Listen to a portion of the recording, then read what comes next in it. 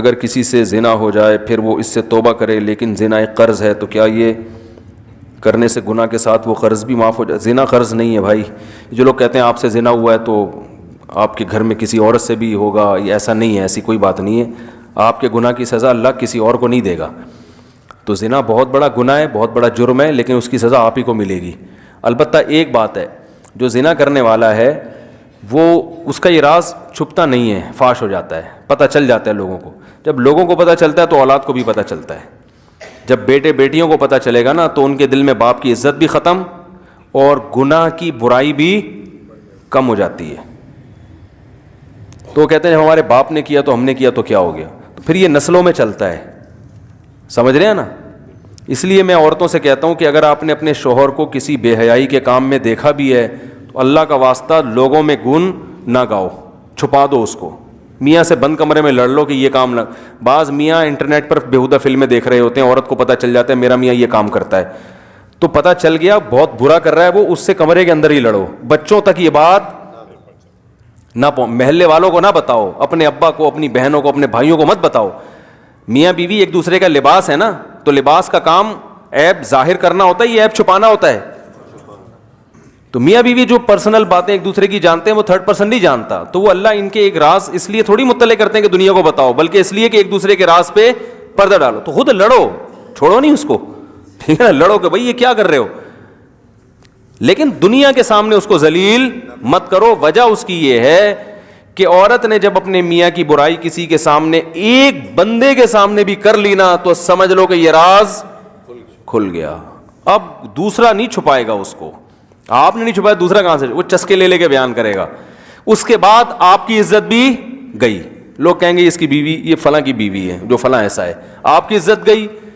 دوسرا بچوں تک بھی یہ بات پہنچے گی تو بچے بھی اس برائی میں مبتلا ہو سکتے ہیں. وہ کہیں گے جب ہمارا باپ یہ کرتا تھا تو ہم نے کر لیا تو کیا ہے. سمجھ رہے ہیں؟ کیونکہ باپ کا ایک بڑا احترام ہوتا ہے فطری طور پر. بچوں کے دل میں نا باپ کی اللہ نے عظمت ڈالی ہے، تو بچے بھی بگڑتے ہیں. پھر آپ باپ کو نہیں، اپنے شوہر کو نہیں روگے، بچوں کو روگی بیٹھ کے. کہتے ہیں نا عقل مند عورت وہ ہے جو اپنے شوہر کی برائی پہ پردہ ڈالتی ہے اور ایک شریف آدمی کی بیوی کہلا کے اپنی عزت کرواتی ہے. بیوقوف وہ ہے جو اپنے شوہر کو بدنام کرتی ہے اور پھر ایک برے آدمی کی بیوی کہلا کے اپنے آپ کو بھی بدنام کر دیتی. لوگ کیا کہتے ہیں، عورت کی پہچان تو اس کے شوہر سے ہوتی ہے نا، فلاں کی بیوی.